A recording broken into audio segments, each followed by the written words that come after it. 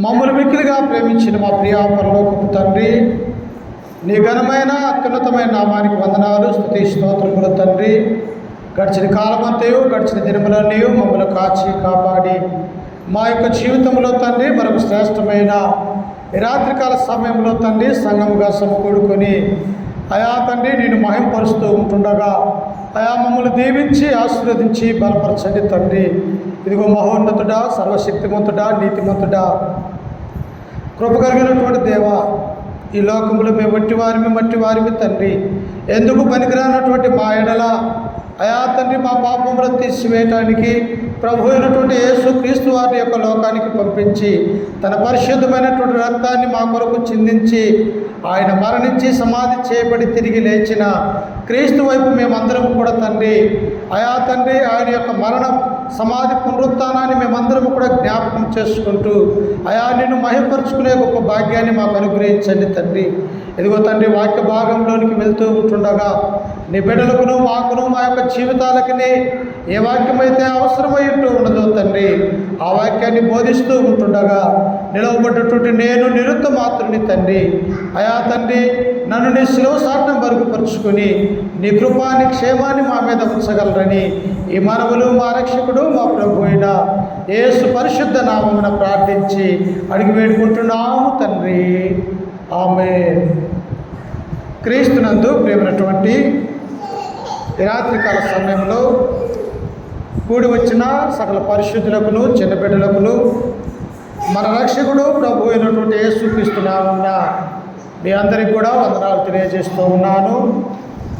దేవుడు గతించిన శుక్రవారం నుంచి యొక్క శుక్రవారం వరకు మనలందరినీ కూడా కాచి కాపాడి తన రెక్కల కింద మనల్ని భద్రపరిచి మన యొక్క జీవితంలో ఉదయకాల సమయం మొదలుకొని రాత్రికాల సమయంలో ఆయన యొక్క సన్నిధిలో కూడుకొని ఆయనను పాటల ద్వారా ప్రార్థన ద్వారా వేడుకుంటూ ఆయన యొక్క సన్నిధిలో ఉండే గొప్ప భాగ్యాన్ని దేవుడు మనందరికీ కూడా అనుగ్రహించినందుకు మనము దేవునికి కృతజ్ఞతాస్తుతులు చెల్లించాలి ప్రియుగా. అందుకనే ప్రతి శుక్రవారము ప్రతి ఆదివారము కూడా ఒక్కొక్క అంశాన్ని బైబిల్లో ఉన్నటువంటి దేవుని యొక్క ఆయన నమ్ముకున్నటువంటి వ్యక్తుల యొక్క జీవితాల గురించి తెలుసుకుంటూ వారు ఎలాగూ జీవించారో మనం ఎలా జీవించాలా, వారు ఎలాగూ దేవునికి వ్యతిరేకంగా జీవించారు మనము అలాగూ జీవించకూడదు అన్నటువంటి విషయాల్ని మనం నేర్చుకుంటూ ఈ క్రైస్తవ జీవితంలో ముందుకు కొనసాగుతూ ఉన్నాం. అందుకని ఈ యొక్క రాత్రి వేళ సమయంలో కూడా మరొక అంశాన్ని మనం నేర్చుకుందాం. ఒక వ్యక్తి గురించి మనము పరిశీలన చేస్తూ ఉన్నప్పుడు ఆ వ్యక్తి ఎలా జీవించాడు యొక్క లోకములో, దేవుని యందు భయభక్తులు కలిగి జీవించాడా లేకపోతే దేవుని నుండి దూరమైపోయి జీవించాడా అని బైబిల్లో రెండు రకాలైనటువంటి మనుషుల్ని దేవుడు మనకు అనుగ్రహించి ఉన్నాడు. అందుకనే చూడండి, దేవుని గ్రంథములో ముగ్గురు రాజ్యము పరిపాలన చేసినటువంటి ముగ్గురు రాజులు ఉన్నారు ప్రియులారా. అంటే ఐక్యంగా పరిపాలన చేసినటువంటి వారంటే అది 12 గోత్రాల మీద రాజులుగా ఉన్నటువంటి వారుగా ఉంటూ ఉన్నారు. ఎవరు వాళ్ళు? ఇశ్రాయేలుకు మొదటి రాజు అయినటువంటి వాడు సౌలు, రెండవ రాజుగా ఉన్నటువంటి వ్యక్తి దావీదు మహారాజు, మూడవ రాజుగా ఉన్నటువంటి వ్యక్తి సొలొమోను ప్రియుల. అంటే ఈ ముగ్గురు కూడా 12 గోత్రాలు కలిగినటువంటి ఇశ్రాయేలు యొక్క ప్రజల మీద రాజుగా ఉండి రాజరికం చేసినటువంటి వారిగా ఈ యొక్క బైబిల్లో వారి గురించి మనము తెలుసుకుంటూ ఉన్నాం. అయితే ఈ రాత్రి వేళ సమయంలో ఎవరి గురించి మనం తెలుసుకుంటూ ఉన్నాము అంటే సొలొమోను అనేటువంటి రాజు గురించి మనం నేర్చుకుంటూ ఉన్నాం. సొలొమోను గురించి ఎందుకు మనము తెలుసుకోవాలా? ఒక్కొక్కరు వీళ్ళు 40 సంవత్సరాలు రాజ్య పరిపాలన చేశారు. సౌలు చూస్తూ ఉన్నప్పుడు 40 సంవత్సరాలు పరిపాలన చేశాడు. ఆ తర్వాత దావీదు మహారాజు కూడా 40 సంవత్సరాలు పరిపాలన చేశాడు. ఆ తర్వాత మనము నేర్చుకోబోతున్న ఈ సొలొమోను కూడా ఇశ్రాయేలు మీద రాజుగా అభిషేకించబడి 40 సంవత్సరాల పాటు వారికి రాజుగా ఉన్నట్టుగా మనము చూస్తూ ఉన్నాం. అమ్మా, ఈ యొక్క లోకములో ఒక పదవి కావాలి అంటే, ఈ లోకములో ఒక రాజుగా ఉండాలి అంటే అది దేవుని యొక్క కృప, దేవుని యొక్క చిత్తం ఉంటే తప్ప మానవులుగా ఉన్నటువంటి మనము ఏది కూడా రాదు అన్నటువంటి ఆ సత్యాన్ని మనము గ్రహించాలి.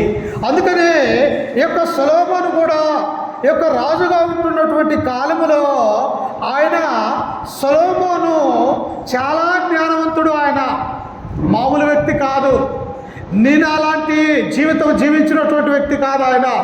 ఆయన ఎలాంటి జ్ఞానం అంటే ఈ భూలోకంలో సొలొమోను కంటే ముందును పుట్టినటువంటి వారు కావచ్చు, సొలొమోను తర్వాత పుట్టినటువంటి వారు కావచ్చు, ఆయనంతటి జ్ఞానము ఈ లోకంలో ఏ మానవునికి కూడా లేదు అని తన గ్రంథములో దేవుడు స్వయంగా యేసుక్రీస్తు వారు తెలియజేసినటువంటి వాడిగా మనము చూస్తాం. అంటే ఎలాంటి చిక్కు ప్రశ్న అయినా, ఎలాంటి భారమైనటువంటి పనైనా, ఎలాంటి రాజుకైనా కూడా సమాధానం చెప్పగలిగినటువంటి ఆ జ్ఞానము దేవుడు సొలొమోనుకు అనుగ్రహించినటువంటి వాడిగా మనము చూస్తూ ఉన్నాం. అందుకనే సొలొమోను గురించి బైబిల్లో ఎక్కడెక్కడ వ్రాయబడి ఉన్నది అంటే, ప్రసంగి గ్రంథం రాసింది ఆయనే, సామెతల గ్రంథం రాసింది ఆయనే, ఆ తర్వాత కీర్తనలలో కొన్ని కీర్తనలు రాసింది ఆయనే, ఆ తర్వాత వచ్చేసి రాజుల గ్రంథంలో ఉన్నాడు, దినవృత్తాంతుల గ్రంథంలో ఉన్నాడు. ఈ విధంగా బైబిల్లో మత్తయి సువార్తలో ఉన్నాడు, లూకా సువార్తలో ఉన్నాడు.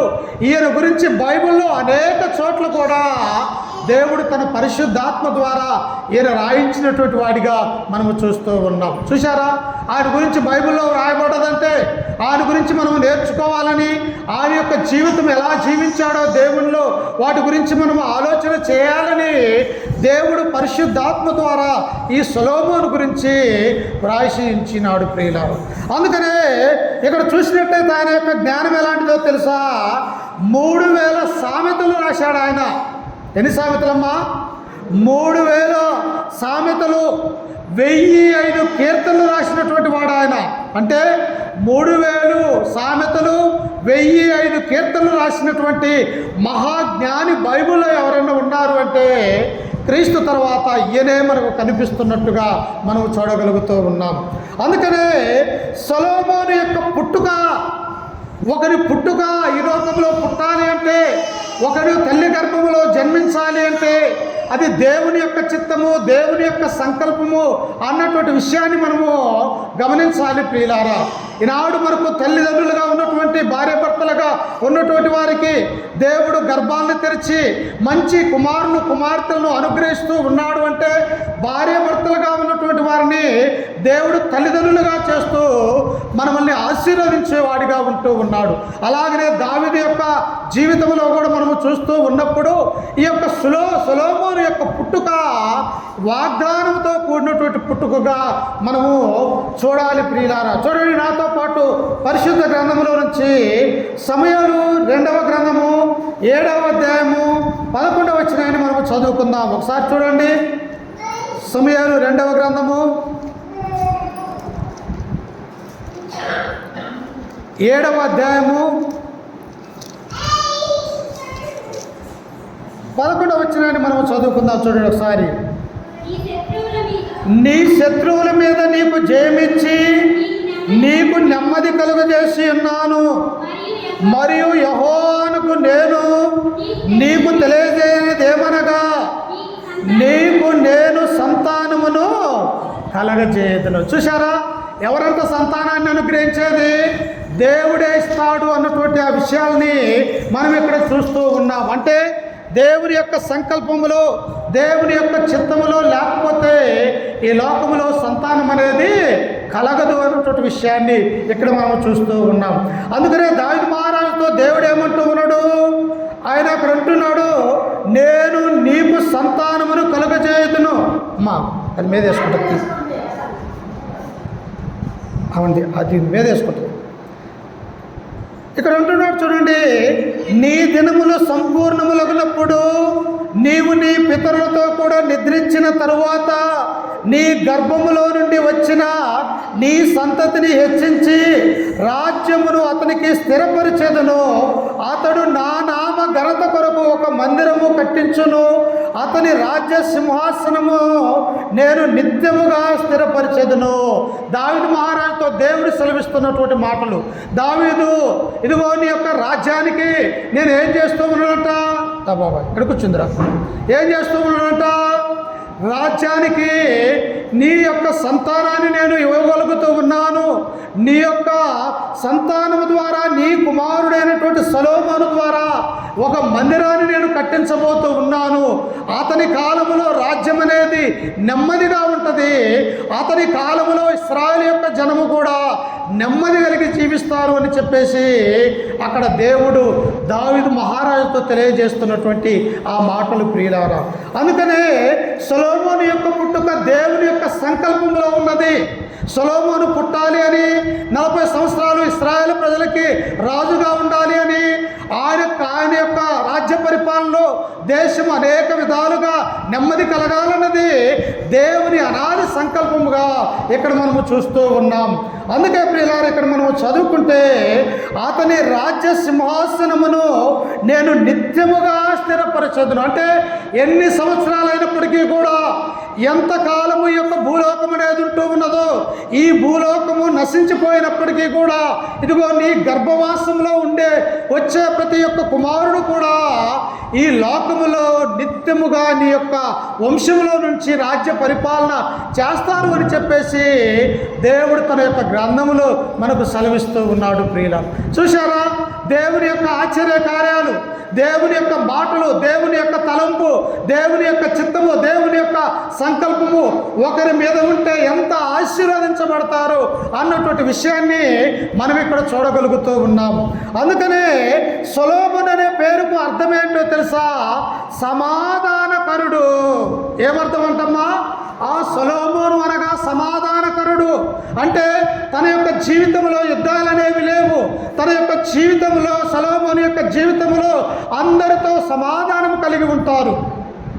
వాళ్ళు అన్ని రాజులైనా యుద్ధానికి వస్తూ ఉన్నప్పుడు వెనక ఇచ్చినటువంటి దేవుని యొక్క జ్ఞానాన్ని బట్టి వారితో సంధి చేసుకునేవాడిగా ఉంటూ ఉన్నాడు. అందుకనే సొలొమోను అనేటువంటి పేరుకు అర్థము సమాధానకరుడు అని దేవుని యొక్క గ్రంథం మనకు సెలవిస్తూ ఉన్నది. అలాగనే ఆయనకు మరొక పేరు ఉన్నది ప్రియులారా. సొలొమోనుకు ఏంటి ఆ యొక్క పేరు? యెదిద్యా. ఏం పేరమ్మా? సొలొమోనుకు మరొక పేరు యెదిద్యా.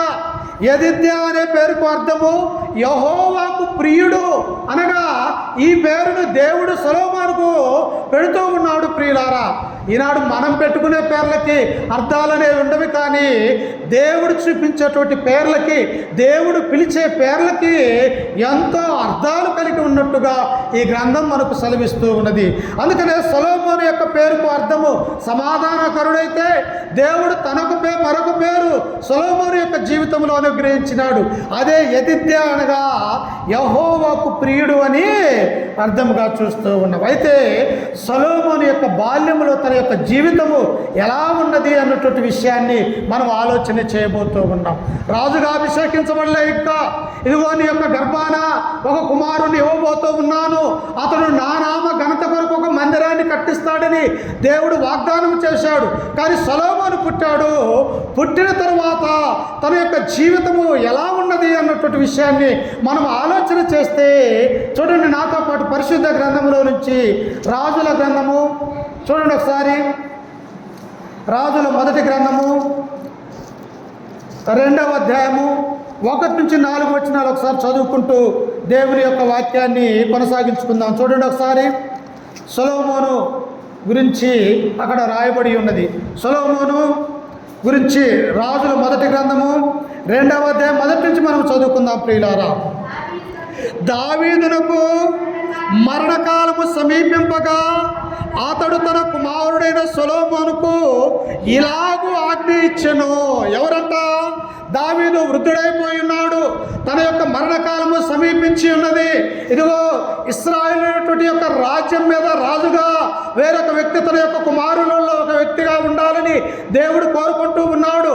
కానీ ఆ కుమారుడే సొలొమోను అన్నటువంటి విషయాన్ని ఆ యొక్క భార్య అయినటువంటి బెత్షెబా ద్వారా గుర్తించి దేవుని యొక్క సంకల్పము ఇతని ద్వారా నెరవేరాలని చెప్పేసి తన కుమారుడైనటువంటి సొలొమోను తన దగ్గరికి పిలుచుకున్నట్టుగా మనము చూస్తూ ఉన్నాం. అమ్మా, ఒక పురుషుడికి కానీ ఒక స్త్రీకి కానీ లేకపోతే ఒక తండ్రికి కానీ తల్లికి కానీ తమ యొక్క మరణకాలము సమీపించి ఉన్నప్పుడు తమ యొక్క కుమారులు కుమార్తెలను చూడాలన్నటువంటి ఆశ తల్లిదండ్రులకు ఉంటూ ఉన్నది. ఎందుకు? ఈ యొక్క లోకమును వదిలివేసే క్షణము ఆరంభమై ఉన్నది. ఈ లోకంలో ఇక నేను బ్రతకలేను, ఇదిగో ఈ లోకంలో నుంచి నేను వెడలిపోయే కాలము సమీపించి ఉన్నది. నా యొక్క బంధువుల్ని రక్త సంబంధికుల్ని నాకు పుట్టినటువంటి కుమారులు కుమార్తెల్ని నేను చూడాలని ఒక వ్యక్తి ఎప్పుడు అంటాడు అంటే ఇదిగో ఈ మరణకాలము సమీపించే కాలములో ఆ వ్యక్తి యొక్క ఆలోచనగా ఉంటూ ఉన్నది. అప్పుడు ఏం చేశాడు దావీదు మహారాజు? తన కుమారుడైనటువంటి సొలొమోను తన దగ్గరికి పిలిపించుకున్నటువంటి వాడిగా ఉన్నాడు. అంటే సొలొమోను తండ్రికి విధేయత కలిగినటువంటి వాడిగా ఉన్నాడు. ఈనాడు కుమార్తెలు ఎలా ఉన్నారంటే తల్లిదండ్రులకు లోబడినటువంటి వారిగా ఉన్నారు. తల్లిదండ్రుల యొక్క మాటను చెవి ఎగ్గినటువంటి వారిగా ఉన్నారు. తల్లిదండ్రులకు లోబడరు, అన్నదమ్ములకు లోబడరు, అక్క చెల్లెలకు లోబడకుండా అసలు దేవునికే లోబడకుండా ఈనాడు అనేక మంది కుమార్తెలు ఏమైపోతూ ఉన్నారంటే ఈ లోకంలో ఉన్నటువంటి సాతాను యొక్క ఆలోచనల ప్రకారము జీవించే వారిగా ఉంటూ ఉన్నారు. కానీ సొలొమోను జీవితం అలాగ లేదు. తమ యొక్క బాల్యములో తల్లి యొక్క మాట విన్నాడు. తమ యొక్క బాల్యములో తండ్రి యొక్క మాట కూడా విని తన తండ్రి మాటకు విధేయత కలిగి తన మరణకాలము సమీపించి ఉన్నప్పుడు ఈ సొలొమోను తన తండ్రి దగ్గరికి వచ్చాడు. ప్రియులారా, వచ్చినప్పుడు ఆయన ఏమంటూ ఉన్నాడు అక్కడ? అందుకని ఆయన ఏమంటున్నాడో చూడండి, 2వ వచనములో, లోకలందరూ పోవలసిన మార్గమున నేను పోవుచున్నాను, కాబట్టి నీవు ధైర్యము తెచ్చుకొని నిబ్బరము కలిగి నీ దేవుడైన యెహోవా అప్పగించిన దానిని కాపాడి ఆయన మార్గములను అనుసరించిన ఎడలా నీవు ఏ పని పూనుకొనినను ఎక్కడ తిరిగినను అన్నిటిలో వివేకముగా నడుచుకొందువు. ఏమంటూ ఉన్నాడంట?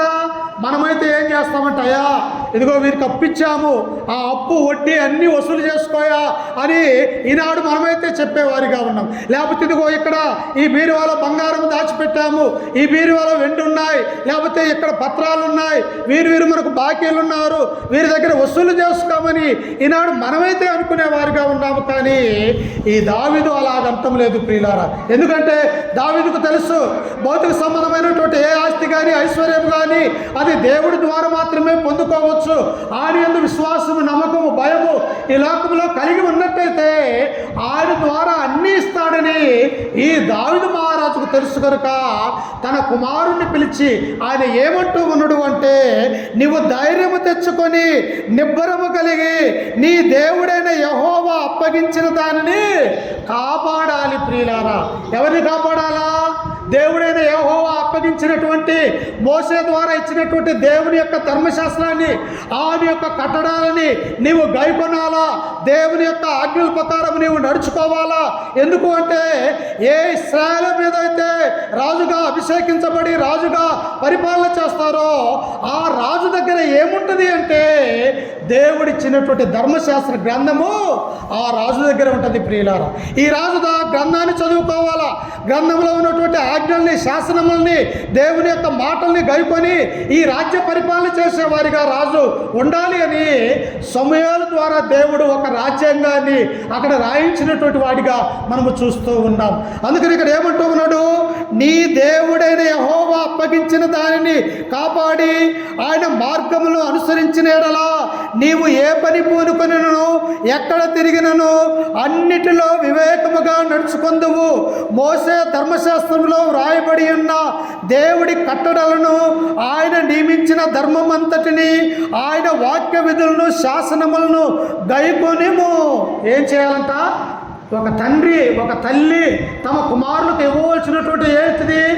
ఆస్తి, ఐశ్వర్యం కాదు ప్రియులారా. దేవుని యొక్క గ్రంథాలు, దేవుని యొక్క మాటలు, దేవుని యొక్క శాసనాలు, ఆయన యొక్క మార్గంలో మీరు నడుచుకోవాలి అని ప్రతి తల్లిదండ్రులు కూడా చెప్పేవారిగా ఉండాలి. అందుకని ఇక్కడ దావీదు ఏం చేస్తూ ఉన్నాడు? నా కుమారుడైనటువంటి సొలొమోను నా మరణకాలము సమీపించి ఉన్నది, నేను ఎప్పుడు మరణిస్తానో తెలియనటువంటి వాడిగా ఉన్నాను. కానీ నా తర్వాత రాజుగా దేవుడు నిన్ను ఎన్నుకోబోతూ ఉన్నాడు, నిన్ను అభిషేకించబోతూ ఉన్నాడు కనుక నీవు ఏ పని పూనికను అందులో నువ్వు విజయం సాధించాలి అంటే దేవుడిచ్చినటువంటి ధర్మశాస్త్రాన్ని అంతటిని కూడా నీవు గైకొనాలా, ఆయన యొక్క మార్గంలో నీవు నడవాలి అని చెప్పేసి ఒక గొప్ప తండ్రి తన యొక్క కుమారుడికి చెబుతున్నటువంటి ఈ మాటలు మనము చూస్తూ ఉన్నాం. చూడండి ప్రియులారా, అందుకనే సొలొమోను ఎలా ఉన్నాడంట? తమ యొక్క తండ్రికి లోబడినటువంటి వాడిగా, తమ తండ్రికి విధేయత కలిగినటువంటి వాడిగా, దేవుని యొక్క వాక్యాన్ని నేర్చుకున్నటువంటి వాడిగా, దేవుని యొక్క మాటలు గైకొనేవాడిగా ఉన్నాడు కనుక తండ్రి ఈ మాటలు తన యొక్క కుమారుడైన సొలొమోనుకు తెలియపరుస్తూ ఉన్నాడు ప్రియులారా. అందుకే నా జీవితంలో కూడా సొలొమోను యొక్క బాల్యం ఎలా ఉన్నదో తెలుసా? దేవుడంటే భయం కలిగిన వాడిగా, దేవుడంటే భక్తి కలిగినటువంటి వాడిగా, దేవుని యొక్క ధర్మశాస్త్రాన్ని నేర్చుకునేవాడిగా ఆయన యొక్క జీవితాన్ని ఇక్కడ మనము చూడబోతూ ఉన్నాం. ఆ తర్వాత ఆయన రాజుగా దేవుడు అభిషేకించాడు ప్రియులారా. ఆ రాజుగా అభిషేకించి సింహాసనం మీద కూర్చుంటూ ఉన్నప్పుడు తండ్రిని ఎలాగైతే గౌరవించాడో తల్లిని కూడా, బెత్షెబా అయినటువంటి తల్లిని కూడా అలాగనే గౌరవించేవాడిగా ఈ సొలొమోను మనము చూడబోతూ ఉన్నాం. చూడండి నాతో పాటు పరిశుద్ధ గ్రంథంలో నుంచి అదే రాజుల మొదటి గ్రంథము 2వ అధ్యాయము 18వ వచనాన్ని మనము చదువుకుందాం. ఒకసారి చదువుకోండి. రాజుల మొదటి గ్రంథము 2వ అధ్యాయం 18వ వచనము. బెత్షెబా మంచిది, నిన్ను గూర్చి రాజుతో చెప్పేదనను. బెత్షెబా రాజైన సొలొమోను వద్దకు అదోనియా పక్షముగా చెప్పుటకు వచ్చినప్పుడు రాజు లేచి ఆమెకు ఎదురుగా వచ్చి ఆమెకు నమస్కారము చేసి, చూశారా, ఒక తల్లిని ఎలా గౌరవించాలో తన యొక్క గ్రంథం మనకు సెలవిస్తూ ఉన్నది. ఒక తండ్రిని ఎలా గౌరవించాలో తమ యొక్క కుమారులు కుమార్తెలు ఈ గ్రంథం మనకు సెలవిస్తూ ఉన్నది ప్రియులారా. అందుకని ఇక్కడ తండ్రిని గౌరవించినటువంటి ఈయన, తండ్రికి విధేయత కలిగినటువంటి ఈ సొలొమోను, అలాగనే దేవుని యొక్క శాసనాలకి లోబడినటువంటి ఈ సొలొమోను రాజుగా అభిషేకించి రాజుగా రాజ్యరకంలో కూర్చుంటున్నప్పుడు ప్రియులారా, ఆ సింహాసనం దగ్గరికి ఎవరు వచ్చారు అంటే ఇదిగో వెధవరాలుగా ఉన్నటువంటి తమ యొక్క తల్లి అయినటువంటి బెత్షెబా ఆ యొక్క రాజనగర్లకు వచ్చినది ప్రియులారా. ఏ విషయంలో? తన యొక్క సహోదరుడైనటువంటి అదోనియా పక్షముగా మాట్లాడటానికి ఆ యొక్క తల్లి తన యొక్క కుమారుడైనటువంటి సొలొమోను దగ్గరికి వచ్చి ఉన్నది.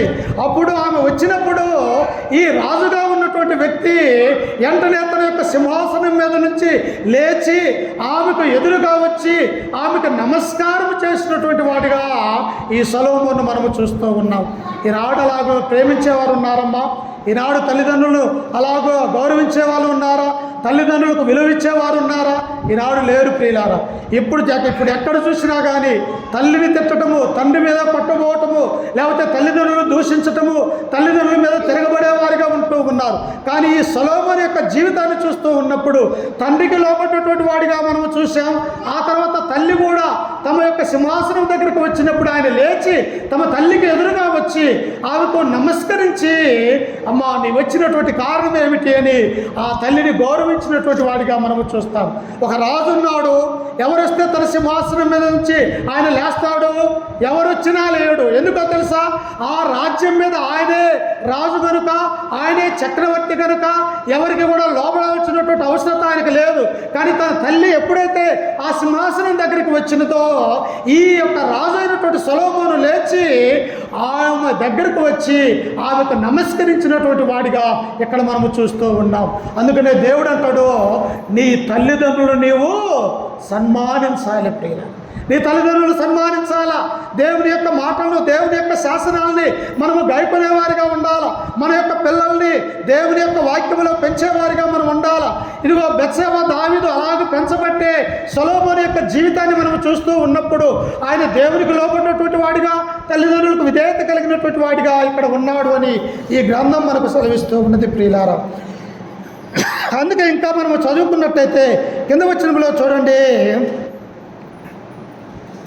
రాజు లేచి ఆమెకు ఎదురుగా వచ్చి ఆమెకు నమస్కారం చేసి సింహాసనం మీద ఆసీనుడై తన తల్లి కొరకు ఆసనము ఒకటి వేయింపగా ఆమె అతని కుడి పార్శ్వమున కూర్చుండెను. రాజు లేచాడు సింహాసనం మీద నుంచి.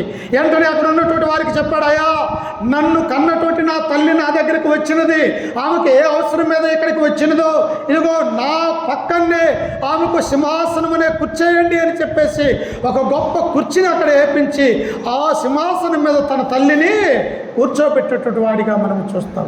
నిజంగా సొలొమోను యొక్క జీవితాన్ని మనం ఆలోచన చేస్తూ ఉన్నప్పుడు ఎంతో జ్ఞానవంతుడిగా ఉన్నాడు ప్రియులారా. ఎలా వచ్చింది ఆ యొక్క జ్ఞానము? ఆయన గొప్ప ప్రార్థనాపరుడుగా ఉన్నట్టుగా ఈ గ్రంథం మనకు సెలవిస్తూ ఉన్నది. అందుకనే చూడండి, పేతురు రాసినటువంటి మొదటి పత్రిక చూడండి ఒకసారి, పేతురు రాసినటువంటి మొదటి పత్రిక 3వ అధ్యాయము 12వ వచనాన్ని ఒకసారి చదువుకుందాము.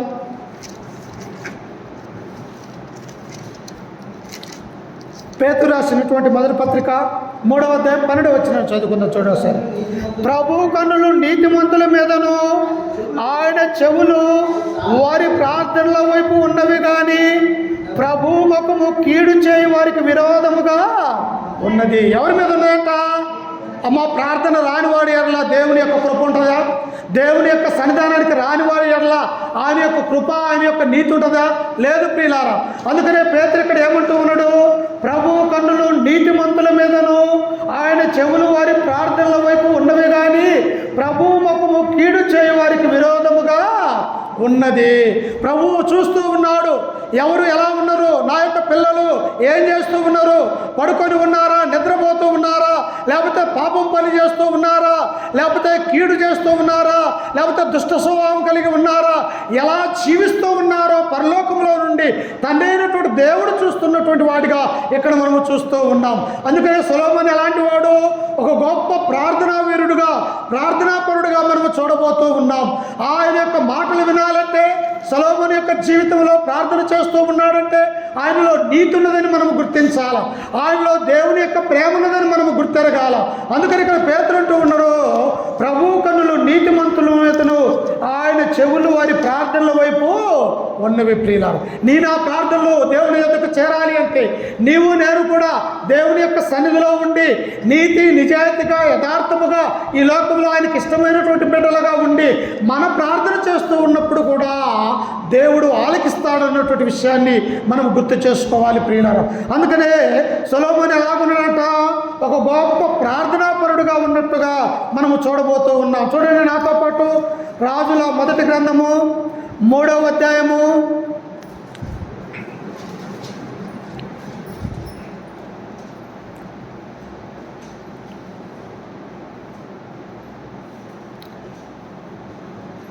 9వ వచనాన్ని మనం చదువుకుందాం. చూడండి 3:9. ఇంత గొప్పదైన నీ జనమునకు న్యాయము తీర్చగలవాడెవడు? కాబట్టి నేను మంచి చెడ్డల వివేచించి నీ జనులకు న్యాయము తీర్చినట్లు నీ దాసుడైన నాకు వివేకము గల హృదయమును దయచేయము. అమ్మ, ఏమని పలుకుతున్నాడట? ఆయన ప్రార్థన చేస్తూ ఉన్నాడు. ఎక్కడికి వెళ్ళాడు? గిబియోన్ అనే ఉన్నతమైనటువంటి స్థలానికి వెళ్ళాడు. మంచి కోటలు తీసుకుని వెళ్ళాడు. అక్కడ దేవునికి బలర్పిస్తూ ఉన్నాడు. ఆ తర్వాత ఆయన రాజ్య పరిపాలన చేయాలి అంటే ఆ యొక్క రాజుకి ఏముండాలి? మంచి వివేకం ఉండాలా, మంచి జ్ఞానం ఉండాలా, మంచి తెలివితేటలు కలిగి ఉండాలా. ఎందుకంటే రాజ్యాన్ని పరిపాలన చేయాలంటే అనేకమైనటువంటి రకాలైనటువంటి మనుషులు ఉంటారు కనుక వారికి న్యాయము తీర్చాలన్నా, వారిని మంచిగా పరిపాలన చేయాలన్నా అతనికి ఏమవసరమై ఉన్నది అంటే జ్ఞానం అవసరమై ఉన్నది ప్రియులారా. అందుకని ఇప్పుడు ఏమంటూ ఉన్నాడు? ఆయన దేవుని యొద్దకు వచ్చాడు, దేవుని యొక్క సన్నిధిలో ఉన్నాడు, దేవునికి దాన బలులు అర్పిస్తూ ఉన్నాడు. అర్పించి ఆయన ప్రార్థన చేస్తూ ఉన్నాడు. ఇదిగో, ఇంత గొప్పదైన నీ జనమునకు న్యాయము తీర్చగలవాడు ఎవడు? ఈ నీ జనమయ్యా, నా జనము కాదు ఇల్లు. ఇదిగో, నీవు పుట్టించి నీవు ఏర్పరచుకున్నటువంటి ఇశ్రాయేలు యొక్క జనానికి న్యాయము తీర్చాలంటే, ఇంత గొప్పదైనటువంటి నీ జనాన్ని నేను పరిపాలన చేయాలి అంటే నాకున్నటువంటి జ్ఞానం సరిపోదని దేవునికి మొరపెడుతూ ఉన్నాడు ప్రియులారా. నీ నా జీవితంలో నీకు జ్ఞానం తక్కువ ఉన్నదా? నీ కుటుంబంలో శ్రమలు ఉన్నాయా? నీ కుటుంబంలో బాధలు ఉన్నాయా? ఇరుకులు ఇబ్బందులు ఉన్నాయా? అయితే మోకరించి దేవునికి ప్రార్థన చేయి. నీ బాధను, నీ అనారోగ్యాన్ని, నీకున్నటువంటి వ్యాధులని సమస్తాన్ని దేవుడు తీసివేయగల సమర్థుడు అని మనం గుర్తుంచుకోవాలి ప్రియులారా. ఇక్కడ సొలొమోను దేవుని యొక్క సన్నిధానానికి వచ్చాడు. ఆయనకు వచ్చి, అయ్యా, ఇంత గొప్పదైన నీ జనములకు న్యాయము తీర్చాలంటే నేను ఏం చేయాలి అని దేవుని అడిగినప్పుడు చూడండి అక్కడ ఏమంటూ ఉన్నాడో 10వ వచనములో, సొలొమోను చేసిన ఈ మనవి ప్రభువుకు అనుకూలమైన కనుక దేవుడు అతనికి ఇలాగూ సెలవిచ్చెను. చూసారా, మనం ఇవాళ ఏమని కోరుకుంటామో తెలుసా? మాకు మంచి బంగారము కావాలా, మంచి ఆస్తి కావాలా, ఐశ్వర్యం కావాలా, లేకపోతే మంచి కారు కావాలా, లేకపోతే మంచి విమానాల్లో తిరగాల, లేకపోతే నా కుటుంబం మాత్రమే దీవించబడాలని ఇలాంటి కోరికలు దేవుని ఎత్తల కోరుకోకూడదు ప్రియులారా. ఏం కోరుకోవాలా? ఆ కోరికలు న్యాయంగా ఉండాలా, దేవుడు ఇష్టపడేవిగా ఉండాలా, దేవుడు దీవించే వాటిగా ఉండాలా. ఈయన ఏమడిగాడు సొలొమోను? అయ్యా, ఇంత గొప్పదైనటువంటి నీ జనానికి నేను న్యాయము తీర్చాలంటే, ఇదిగో నేను పరిపాలన చేయాలంటే నాకు జ్ఞానాన్ని వివేచాన్ని అనుగ్రహించమని ప్రార్థన చేసినప్పుడు ఆయన ప్రార్థన దేవునికి అంగీకారముగా ఉన్నది. నీ ప్రార్థన అలా ఉన్నదా? మన యొక్క ప్రార్థన అలా ఉన్నదా? మన యొక్క కుటుంబంలో చేసే ప్రార్థన, మన యొక్క పిల్లలకు మనం నేర్పే ప్రార్థన, మనం అలా ఉన్నామా లేవా అన్నటువంటి విషయాన్ని మనము జ్ఞాపకం చేసుకునే వారిగా ఉండాలి ప్రియులారా. అప్పుడు చూడండి కింద వచనములో ఆయన దేవుడు అతనికి ఇలాగ సెలవిచ్చెను, దీర్ఘాయుష్నైనను ఐశ్వర్యమునైనను నీ శత్రువుల ప్రాణమునైనను అడగక న్యాయములను గ్రహించుటకు వివేకము అనుగ్రహించమని నీవు అడిగితివి. నీవు ఇలాగున అడిగినందున నీ మనవి ఆలకించుచున్నాను. ఎందుకు ఆలకిస్తూ ఉన్నాడట? అందుకనే దేవుడు మనం అక్కడ తెలియపరిచాడు, ప్రభు కన్నులు నీతిమంతుల మీదను ఆయన చెవులు వారి ప్రార్థనల వైపు ఉన్నవి కానీ కీడు చేయు వారికి తన యొక్క ముఖము దూరముగా ఉన్నది ప్రియులారా. ఇప్పుడు ఎవరికెళ్ళి చూస్తూ ఉన్నాడు? నీతిమంతుడైనటువంటి సొలొమోనుకి వెళ్ళి చూస్తున్నాడు దేవుడు. నీతివంతమైనటువంటి ప్రార్థనకి వెళ్ళి ఆయన యొక్క చెవుల్ని ఇక్కడ ఉంచేవాడిగా ఉంటూ ఉన్నాడు. అందుకని ఇక్కడ ఏమని ఉన్నదంటే ఆయన నీతివంతుడిగా ఉన్నాడు, దేవుని యొక్క రాజ్య పరిపాలన చేసే ఒక గొప్ప యవనస్తుడిగా సొలొమోను ఉన్నాడు. ఆయన యొక్క ప్రార్థన ఇప్పుడు దేవుడు అంగీకరించి దేవుడు ఏమంటూ ఉన్నాడంటే, నీ శత్రువుల ప్రాణమునైనను న్యాయములను గ్రహించుటకు వివేకము అనుగ్రహించమని నీవు అడిగితివి. నీవు ఇలాగూ అడిగినందున నీ మనవి ఆలకించుచున్నాను. బుద్ధి వివేకముల గల హృదయము నీకిచ్చుచున్నాను. పూర్వీకులలో నీ వంటి వాడు ఒకడును లేడు, ఇక మీదట నీ వంటి వాడు ఒకడును ఉండడు. చూసారా? నీ వంటి వాడు పూర్వీకులలో లేడు, ఈ తర్వాత నువ్వు పుట్టిన తర్వాత రాబోయే తరాలలో కూడా నీ వంటి జ్ఞానవంతుడు లేడు అని దేవుడే స్వయంగా సొలొమోనుకు జ్ఞానాన్ని, సంపదను, ఐశ్వర్యాన్ని, రైతులను, గుర్రాలని, సమస్తాన్ని దేవుడు అనుగ్రహించినటువంటి వాడిగా మనము చూస్తూ ఉన్నాం. ప్రియులారా, నా జీవితంలో కూడా ప్రార్థనా పరులుగా ఉండాలి, దేవుని యందు భయభక్తులు కలిగేవాడిగా ఉండాలి, తల్లిదండ్రులకు లోబడేవారిగా ఉండాలి, తల్లి మాట తండ్రి మాట జమదాటకుండా దేవుని యొక్క శాసనాలకు లోబడేవారిగా మనం ఉన్నట్టయితే ఈ సొలొమోను దేవుడు ఎలాగైతే దీవించి ఐశ్వర్యం ఇచ్చి, జ్ఞానాన్ని ఇచ్చి, సంపదను ఇచ్చి, రైతులను ఇచ్చి, గుర్రాలను ఇచ్చి, దేవుని యొక్క ధర్మశాస్త్రాన్ని ఆయనకు అనుగ్రహించి ఈ విధంగా ఇశ్రాయేలు ప్రజల మీద 40 సంవత్సరాల పాటు ఆయన రాజుగా పరిపాలన చేసినటువంటి వాడిగా ఉంటూ ఉన్నాడు. అంతేకాదు ఈనాడు ఉన్నటువంటి ఈ మందిరం మనం కట్టించుకున్నామంటే ఆనాడు సొలొమోను కట్టించినటువంటి ఆ మందిరానికి సాదృశ్యంగా ప్రపంచమంతా కూడా మందిరాలతో నిండి ఉన్నది అంటే అది పునాది ఎవరు అంటే ఆ సొలొమోను వేసినటువంటి పునాది అని మనం గుర్తుంచుకోవాలి ప్రియులారా. ఈయన జ్ఞానాన్ని చూసి ప్రపంచంలో ఉన్నటువంటి అన్ని దేశాలలో రాజులు సైతము ఆశ్చర్యపోతూ ఉన్నారు. ఏమనో తెలుసా? అయ్యా, ఇదిగో యెరూషలేములో ఇశ్రాయేలు యొక్క రాజు అయినటువంటి సొలొమోను అనేటువంటి ఓ జ్ఞానవంతుడు ఉన్నాడు అంట. ఆయన రాజ్య పరిపాలన కింద జనులందరూ కూడా నెమ్మది కలిగి, సుఖము కలిగి, బంగారంతో వెండితో ఉంటూ తులతూగుతూ ఉన్నారు అంట. ఆయన యొక్క మాటలు వినటానికి మనం వెళ్దామా అని చెప్పేసి ఎక్కడో అన్య దేశపు రాణి అయినటువంటి షేబా దేశపు రాణి కొన్ని వందల కిలోమీటర్లు ప్రయాణించి ఈ సొలొమోను మాటలు వినటానికి వచ్చినట్టుగా మనము చూస్తూ ఉన్నాం. చూశారా? దేవుని యందు భయభక్తులు కలిగి ఉంటే, దేవుని యందు విధేయత కలిగి ఉంటే, ఇదిగో పెంట కుప్పలలో నుండి దీనులు పైకి నేర్పినట్టు మనల్ని ఎలా ఉంచుతారంట? ఎక్కడో ఉండవలసినటువంటి దావీదు మహారాజుని దేవుడు ఇశ్రాయేలు ప్రజలకు రాజుగా చేశాడు. ఆయన యొక్క కుమారుని కూడా ఇప్పుడు ఎక్కడో ఉండవలసినటువంటి వాడు ఇప్పుడు ఎక్కడికి వెళ్ళాడంట? ఇదిగో తనకంటే పూర్వీకులలో కానీ తన తర్వాత రాబోయేటువంటి తరములో కానీ ఇట్టి నీతిమంతుడు భూలోకంలో లేడు, ఇక పుట్టబోడు అని దేవుని ఆశీర్వాదంగా ఉంటూ ఉన్నది ప్రియులారా. నిన్ను హెచ్చించాలంటే దేవుడు, నిన్ను బలపరచాలంటే దేవుడు, ఈ లోకంలో నీవు ఐశ్వర్యంతుడిగా కావాలి అంటే ఇదిగో ఆత్మ సంబంధంగా నీ యొక్క ఆత్మ దేవుని సన్నిధిలో కుమ్మరించే వారిగా ఉండాలి. సొలొమోను యొక్క ప్రార్థనా జీవితాన్ని కలిగి ఉన్నట్టుగా మనము చూస్తూ ఉన్నాం. అందుకనే ప్రియులారా, చివరిగా ఒక మాట చదువుకొని ముగించుకుందాం. చూడండి, సమయం ఇప్పటికే 9 గంటలు అవుతూ ఉన్నది.